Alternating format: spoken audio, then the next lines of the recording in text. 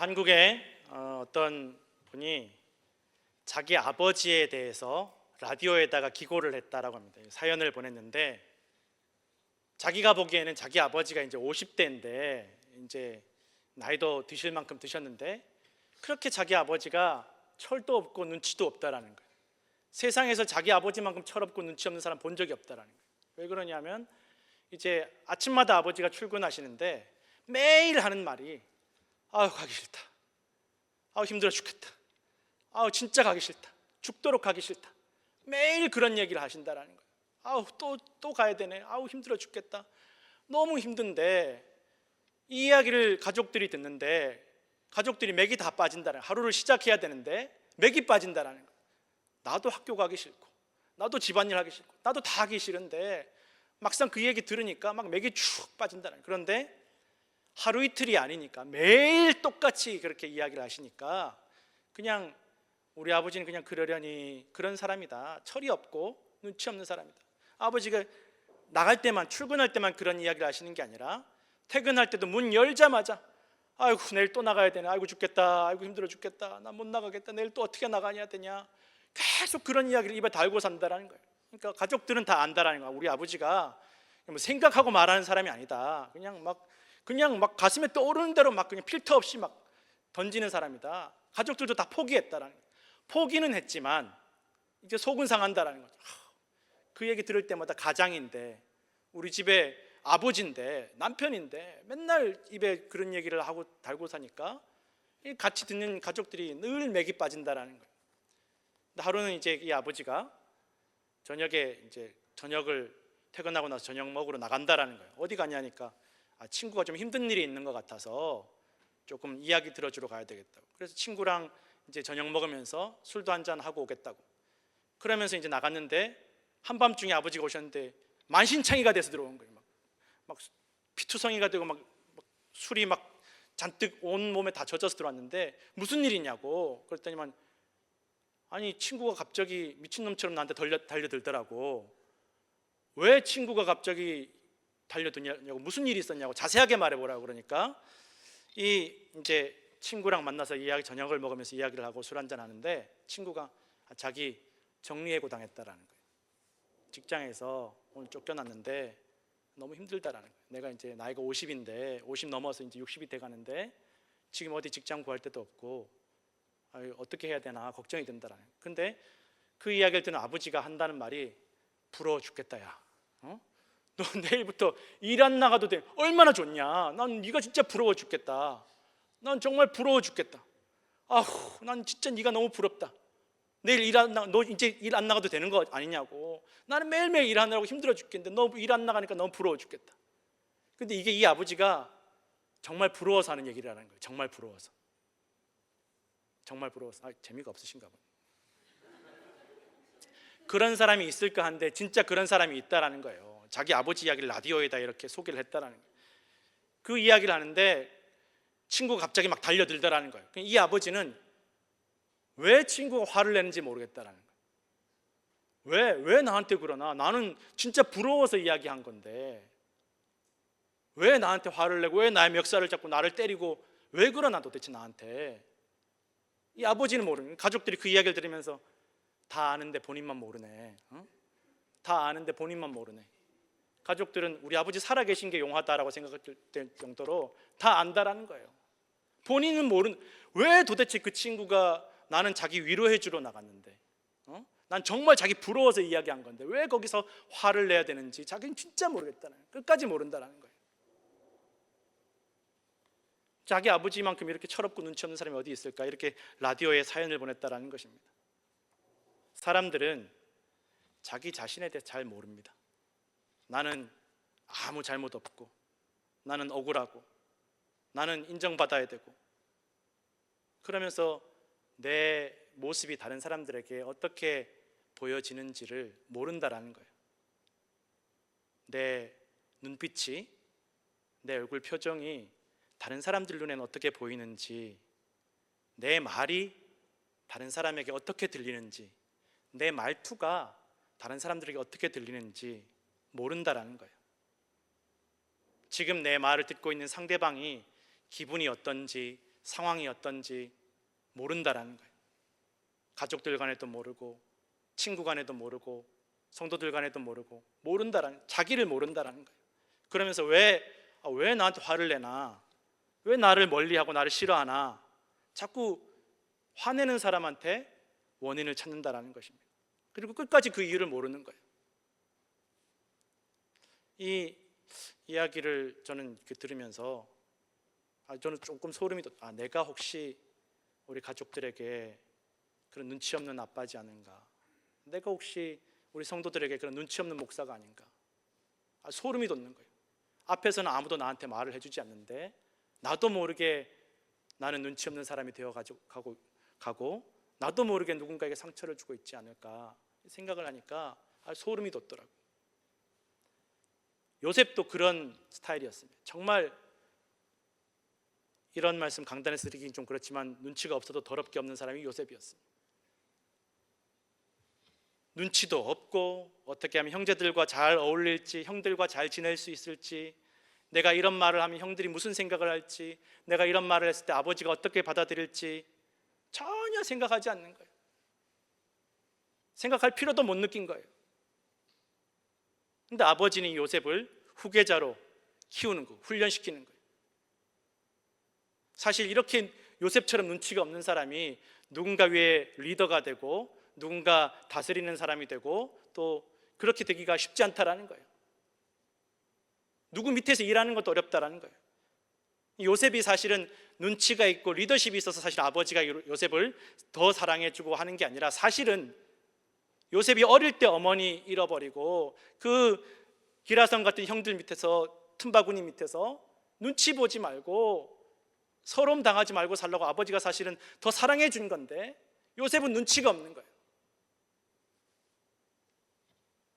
아버지가 요셉을 너무 아껴서 그렇게 눈치 없는 아이가 되었을 수도 있고 원래부터 눈치가 없는 것인지 그렇게 요셉은 눈치가 없었습니다. 그런데 그렇게 본인도 모르는 사이에 형들이 요셉을 미워하는 마음이 차곡차곡 쌓여갔다라는 거예요. 차곡차곡. 자기는 모르는 거예요. 형들이 나를 어떻게 생각하는지, 나에 대한 미움이 얼마나 커져가고 있는지 요셉은 모르는 거예요. 고난이 점점 다가오고 있다는 것, 요셉만 깨닫지 못했다는 것입니다. 요셉 입장에서는 잘못한 게 없죠. 내가 아버지한테 형들보다 나 더 사랑해달라고 해서 나를 더 사랑해 준 거 아니잖아요. 아버지 나 형들보다 더 사랑해 주세요 그렇게 한 적이 없고 그냥 아버지가 사랑해 주시니까 사랑받은 거죠. 요셉이 무슨 잘못이 있어요? 아버지가 시키니까 야 가서 형들 잘 못하고 있는 거 와서 얘기해라 시키는 대로 했을 뿐이에요. 아버지 말대로 했고 내 책임이 아니라 아버지가 하라는 대로 했을 뿐이에요. 꿈을 꾼 것도 그래요. 하나님 내가 이런 꿈 꾸게 해주세요. 요셉이 원한 게 아니잖아요. 자다가 보니까 우연히 꿈을 꾸었고 이게 너무 신기해서 그냥 형들한테 말했을 뿐인데 감추지 않고 말했을 뿐인데 요셉이 무슨 잘못이 있어요? 요셉 입장에서는 자기가 잘못한 거는 책임질 일은 전혀 없다라는 거예요. 나는 솔직했을 뿐이고 나는 아버지께 순종했을 뿐이고 나는 그냥 주시는 거 받았을 뿐인데 이 형들의 마음속에 피부치 형제를 죽이고자 하는 미움이 쌓여가고 있다는 것을 몰랐다라는 거예요. 자기만 모르는 거예요. 어쩌면 아버지도 알았을 수도 있고 그래서 더 요셉을 더 높여주고 사랑해 주었을지도 모르겠다라는 것입니다. 그렇게 어느 날 아버지가 또 요셉에게 저기 형들 일하고 있는 거 너 가서 보고 와라. 잘하고 있는지 못하고 있는지 혹시나 딴짓하고 있진 않니 너 보고 와라. 아무 생각 없이 요셉은 또 가는 거예요. 아버지 시키니까 가시는 거예요. 혼자서 가는 거예요.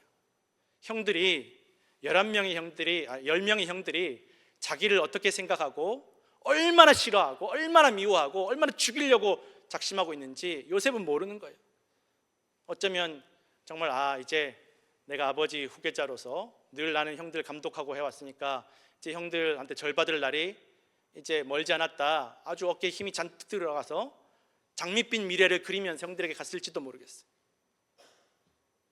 형들에게 갔을 때 무슨 일이 벌어질지 요셉은 전혀 몰랐다는 거예요. 사람들은 자기 모습을 모르는 것만큼이나 자기에게 무슨 일이 벌어질지 한치 앞을 알 수 없다라는 것입니다. 요셉은 그렇게 형들에게 갔을 때 형들이 자기를 죽이려고 들 줄은 몰랐다라는 거예요. 팔려갈 줄도 몰랐다라는 거예요. 형들이 자기를 그렇게 팔아버릴 줄은 몰랐다라는 거예요. 한순간에 형들이 죽이려고 들다가 간신히 목숨만 살아서 노예로, 종으로 팔려갑니다. 지금까지는 아버지 사랑을 듬뿍 받고 아버지 사랑을 독차지하면서 아버지 후계자로 형들 위해서 군림하면서 형들을 관리하고 감독하면서 그렇게 아주 빛나는 인생을 살아왔는데, 한순간에 짐승만도 못한 취급을 받으면서 아버지도 모르게 아버지에게 마지막 인사도 드리지 못하고 영원히 만날 수 없는 길로 팔려가게 되었다는 것입니다. 요셉에게는 얼마나 날벼락 같은 상황입니까? 갑자기 이런 일이 생긴 거예요. 생각지도 못했는데. 그러나 사실 요셉에게만 날벼락 같은 상황이지 형들에게는 아까도 말씀드렸지만 이미 다 쌓이고 쌓여서 터질 날만 기다리고 있었다는 거예요. 저거 언제 내가 한번 손봐줘야 되겠다. 저거 언제 한번 아주 본때를 보여줘야 되겠다. 형들 마음속에는 그게 다 쌓여 있었다는 거예요. 불만 당기면 되는데 요셉이 기어이 불을 당기는 거예요. 요셉만 몰랐다라는 것입니다.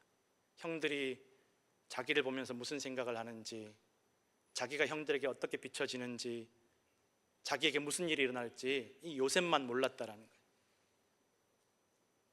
우리가 갑자기 당하는 고난이, 어려움이 우리도 모르는 사이에 준비되고 진행되고 있는 경우가 많고, 고난을 당하고 나서야 비로소 이미 이 고난의 시작이 예전부터 시작되었구나, 이미 벌써 진행된 지가 한참 되었구나, 이미 곪고 골마서 터질 날만 기다리고 있었구나라는 것을 깨닫게 될 때가 있습니다. 요셉도 그랬습니다. 이게 곪은 게 언제 터질지 몰랐고 요셉은 곪아 있다라는 것조차도 몰랐다라는 거예요. 비참하게 노예로 팔려가면서 비로소 형들이 자기를 어떻게 생각했는지, 얼마나 이 문제가 심각했는지를 그때서야 요셉이 알게 되었다라는 것입니다. 그러나 너무 늦었습니다. 조금이라도 빨리 알았더라면, 조금 일찍 눈치챘더라면, 조금이라도 눈치가 있었더라면 형들과 좀 더 잘 지낼 수 있었을 텐데, 이렇게까지 막장으로 오진 않았을 텐데, 조금만 빨리 알아차렸더라면 아버지와 대책을 세울 수 있었을 텐데, 자기도 무기력해지고 자기를 가장 사랑하고 자기에게 힘을 주었던 아버지도 무기력하게 되었다는 것입니다. 누구도 도와줄 수 없었습니다. 우리에게 갑자기 닥쳐온 이런 고난들이 우리를 무기력하게 만들어버립니다. 아무것도 할 수 없습니다. 갑자기 고난이 닥쳐오면 우리도 아무것도 할 수 없고 누구도 우리를 도와줄 수 없다는 것입니다. 조금만 빨리 내가 눈치가 있었더라면, 조금만 빨리 눈치챘더라면, 조금만 빨리 내가 준비할 수 있었더라면 좋았을 텐데, 후회해봐야 지나고 나면 다 소용없다는 것입니다. 그렇게 눈치 없는 요셉이 눈치가 없어서 팔려간 그 애굽에서 눈치 없이는 살지 못하는 종살이 시작하는 거예요. 이 종들은, 노예들은 눈치로 살아가는 거예요. 주인 눈치를 잘 봐야 살아남을 수 있는, 평생 눈치 보지 않아도 되는 인생, 눈치 없는 인생을 살아왔지만 이제는 눈치를 봐야만 살아남을 수 있는 그런 집으로 들어갔다는 것이죠. 그러니 여러분, 한순간에 어떻게 눈치 없는 사람이 눈치 있는 사람으로 바뀔 수가 있겠습니까? 요셉은 이 집에서 살아남을 수 없는 거예요. 사실은 눈치 없으니까. 그런데 성경은 이 집에서 요셉이 형통하게 되었다라고 기록하고 있어요. 눈치 봐야 성공할 수 있고 눈치 봐야 살아남을 수 있는 종살이 하는 집에서 요셉이 형통하게 되었다는 거예요. 왜? 갑자기 요셉이 없던 눈치가 생겼습니까? 갑자기 막 일을 꼼꼼하게 처리하고 사람들 막 이렇게 아우르는 리더십이 있었습니까? 아니요, 없었습니다. 성경은 그 이유에 대해서 분명하게 말씀하기를 하나님께서 요셉과 함께 하심으로 그를 형통하게 해주셨다라고 기록하고 있다는 것입니다. 그러면 아버지하고 있을 때는 하나님이 함께 계시지 않다가 이때 노예살이 하고 나서부터 하나님이 함께 하셨습니까? 아니라는 거예요. 이미 그 전부터 요셉과 함께 하셨고 요셉에게 꿈을 꾸게 하셨던 그 하나님께서 지금도 함께 하고 계시지만 요셉이 이제서야 하나님께서 함께 하시고 하나님께서 도와주시는 것을 알게 됐다는 것입니다. 그전에는 그냥 아버지 때문에 내가 잘 되는 것 같았고, 그전에는 그냥 내가 그냥 꿈을 꾼 것으로 생각했는데, 형들에게도 꿈에 대해 내가 꿈꾸었다라고 얘기한다는 거예요. 종으로 팔려오고 나서 노예살이 시작하고, 이제 더 이상 나 도와줄 아버지가 사라지고 나서, 아버지가 떨어지고 나서 아무도 나 도와줄 수 없을 때, 나 혼자 내가 눈치 봐서 살아남아야 되는 그 상황이 닥쳐왔을 때, 고난이 닥쳐왔을 때, 그때서야 하나님께서 나와 함께 하시는구나, 하나님 나 도와주시는구나, 하나님 옛날에도 나 도와주셨고 지금도 도와주시는구나를 비로소 깨닫게 되었다라는 것입니다.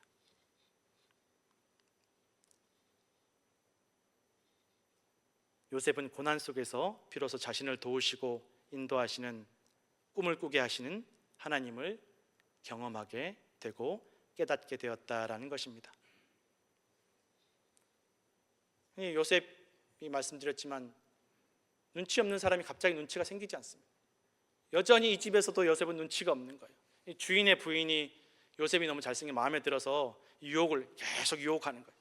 나랑 좀 잘 지내보자, 나를 좀 해줘라. 이거는 여러분 그때 당시로서는 요셉에게 선택권을 주는 말이 아니라, 이거 거절하면 너 죽어, 이건데 요셉은 눈치가 없는 거죠. 눈치가 없으니까 거절하고, 또 그냥 거절하는 데서 끝나는 게 아니라 따박따박 가르치려고 드는 거예요. 주인에게 나한테 당신은 허락되지 않았고 이 보디발이 나한테 허락된 거 다 허락되었지만 당신 나에게 허락되지 않았습니다. 당신 그거 아셔야 됩니다. 그리고 나는 하나님 기뻐하시지 않는 일 할 수 없습니다. 따박따박 그냥 거절만 해도 되는, 따박따박 가르치려고 되는 거예요. 얼마나 눈치가 없습니까? 아무 보는 사람이 없을 때 또 주인의 부인이 유혹을 하는데도 또 뿌리치고 나가는 거예요. 어지간하면 그냥 적당히 눈치 봐서 이렇게 눈치껏 행동할 수 있을 텐데 또 눈치 없이 거절하는. 그러나 여전히 요셉은 눈치 없는 사람이었지만 이전과는 달라진 것이 있습니다. 뭐가 달라졌습니까? 이전에는 하나님을 몰랐고 하나님을 기억하지 못했고 하나님의 도우심을 경험하지 못했지만 이제는 하나님께서 나와 함께 하신다라는 것을 믿고 의지하고 알게 되었다라는 것입니다. 눈치 없는 건 마찬가지예요. 하나님을 믿고 거절할 수 있지만 그렇게 굳이 따박따박 기분 나쁘게 가르칠 필요까지는 없는데, 이 일로 자기에게 무슨 일이 닥칠지 생각하지 않는 거예요. 모르는 거예요. 그렇게 눈치 없고 고지식한 요셉이었기 때문에 오히려 그 유혹 가운데, 고난 가운데 믿음을 지킬 수 있었고 하나님을 바라볼 수 있었고 낙심하지 않을 수 있었다라는 것입니다. 그러나 또한 동시에 그 눈치 없고 고지식한 모습 때문에 요셉은 영원히 나올 수 없는 왕의 감옥에 갇히게 되었다라고 성경은 기록하고 있다라는 것입니다. 왕의 감옥에는 일반 죄수들 들어가지 않습니다. 왕에게 반역한 사람들, 왕의 측근이었던 사람들, 대단한 사람들이 들어가는 감옥이에요. 왕이 기억하는 사람들. 그래서 나오려면 왕이 꺼내줘야만 되는 사람들인데 왕이 기억을 해야 꺼내줄 텐데, 요셉은 죄는 보디발에게 짓고 감옥은 왕의 감옥에 들어갔으니까 왕이 요셉이라는 사람이 있는지 없는지도 모르고, 그러니 영원히 요셉은 감옥에서 죽어도 나올 수 없다라는 거예요. 시체가 되어도 나올 수 없다라는 거예요. 완전히 끝난 것 같은 요셉의 인생, 가장 최악의 환경, 가장 최악의 조건과 상황인 감옥에서 또 요셉이 잘 되었다라고 성경, 이 간수에게 인정을 받았, 간수가에게 인자를 받아서 이 긍휼하심을 받아서 이 죄수들을 다 거느리게 하셨다라는 거예요. 요셉이 무슨 조폭 대장이어서 감옥에 들어가서 다 휘어잡은 것도 아니었고, 요셉이 또 감옥에 들어가서 없던 눈치가 생겨서 막 또 간수에게 잘해가지고 인정받은 것도 아니었고, 요셉이 또 어떤 리더십이나 어떤 공적을 세운 것이 아니었어요. 성경은 분명하게 기록하기를 여호와께서 요셉과 함께 하셔서, 감옥에서도 함께 하셔서 요셉을 감옥에서도 형통하게 하셨다라고 기록하고 있다라는 것입니다. 그렇게 하나님은 눈치 없고 고지식한 요셉을 계속 훈련시키시고 가르치십니다.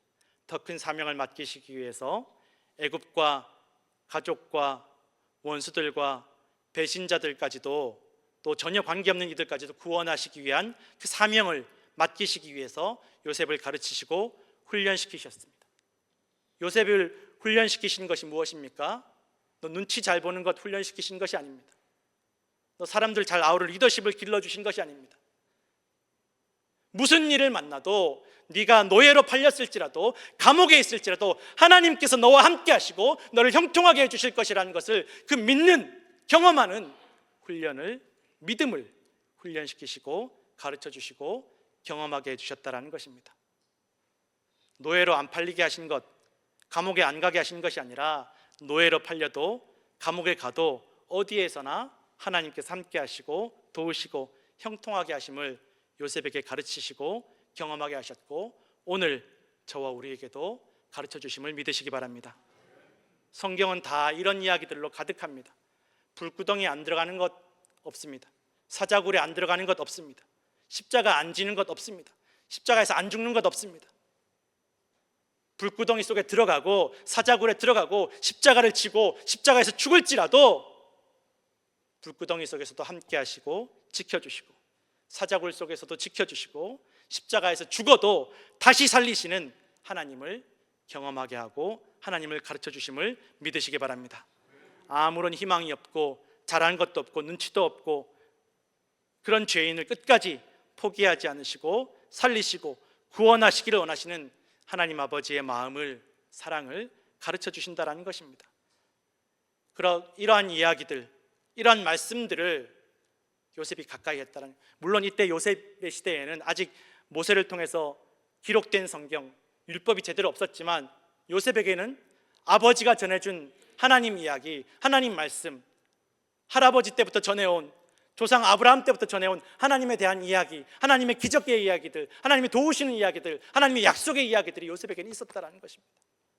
그 감옥 안에서 노예살이 하면서 하나님 말씀, 하나님 이야기를 기억하면서 하나님 말씀 가까이 하면서 요셉이 단련받아 갔다라는 것입니다. 연단받아 갔다라는 것입니다. 시편 105편 17절에서 19절 함께 읽겠습니다. 그가 한 사람을 앞서 보내셨으며 요셉이 종으로 팔렸도다. 그의 발은 착고를 차고 그의 몸은 쇠사슬에 매였으니 곧 여호와의 말씀이 응할 때까지라. 그의 말씀이 그를 단련하였도다. 아멘. 하나님의 말씀이 우리를 단련시키시고 연단시키시고 낙심하지 않게 하시고 우리에게 소망을 주시는 줄로 믿으시기 바랍니다. 우리가 무슨 일을 만나도 하나님께서는 우리와 함께 하시고 우리가 우리 자신도 잘 모르고 내일 일도 모르고 무슨 일을 당할지 어떤 고난이 닥쳐오는지 알지 못할 때에도 하나님 우리와 함께 하시고 하나님의 거룩한 계획은 멈추지 않으심을 믿으시기 바랍니다. 이 시간 찬양 한 곡 같이 잠깐 부르겠습니다.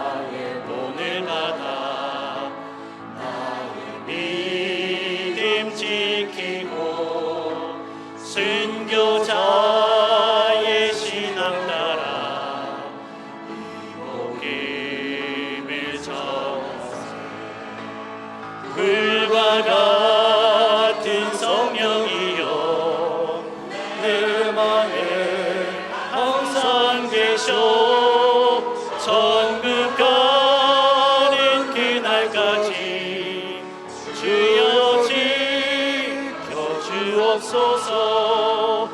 불과 같은 성령이여 내 맘에 항상 계셔. 천국 가는 그날까지 주여 지켜 주옵소서.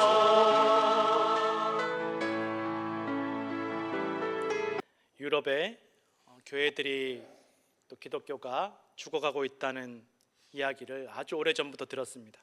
코로나 훨씬 이전부터 10년, 20년 전부터 교회는 끝났다. 이제 뭐 다 교회들이 나이트클럽이 되고 교회들이 다 술집이 되고 교회들이 이제 다 망했다. 교회에 가면 남아있는 분들은 다 80대, 90대 어르신밖에 없고 젊은 사람 하나도 없고 이제 끝났다.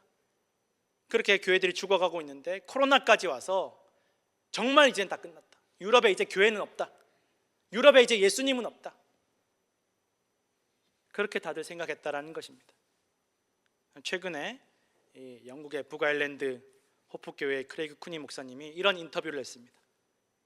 코로나 이후에 이제 아무런 희망이 없다고, 교회가 끝났다라고 생각했는데 최근에 어떤 변화가 느껴진다라는 거예요. 왜 그런지 설명은 할 수 없는데 이 성도들 가운데 하나님께서 함께 하시는 것을 느끼는 교인들이 늘어나고 있다는 거예요. 하나님께서 나와 함께 하시고, 하나님께서 우리와 함께 하시고, 하나님께서 우리 교회와 함께 하시고, 하나님께서 여전히 살아계심을 느끼는 교인들이 늘어나고 있다는 거예요. 그리고 기도하다 병 낫는 분들, 예배하다 병 낫는 분들, 말씀보다 병 낫는 분들이 자꾸 늘어난다는 거예요. 교인들이 예배드리다가 하나님 느끼는 분들이 늘어난다는 거예요. 기도의 생명력이 넘치고 기도가 횟수가 늘어나고 기도하는 시간이 교인들 가운데 늘어나고 있다는 거예요.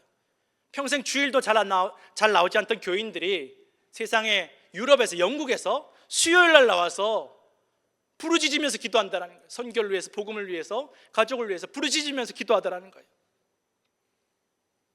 이런 일들이 자기 교회만 있는 게 아니라 지금 영국 곳곳에서 이런 일들이 일어나고 있다고 합니다. 이렇게 하려고 뭐 목사님이나 누가 이렇게 뭐 특별한 걸 한 것도 없는데, 뭘 한 게 없는데 이렇게 은혜를 주시더라는 것입니다. 교회가 다시 성장하고 있다라고 인터뷰를 하셨다는 것입니다.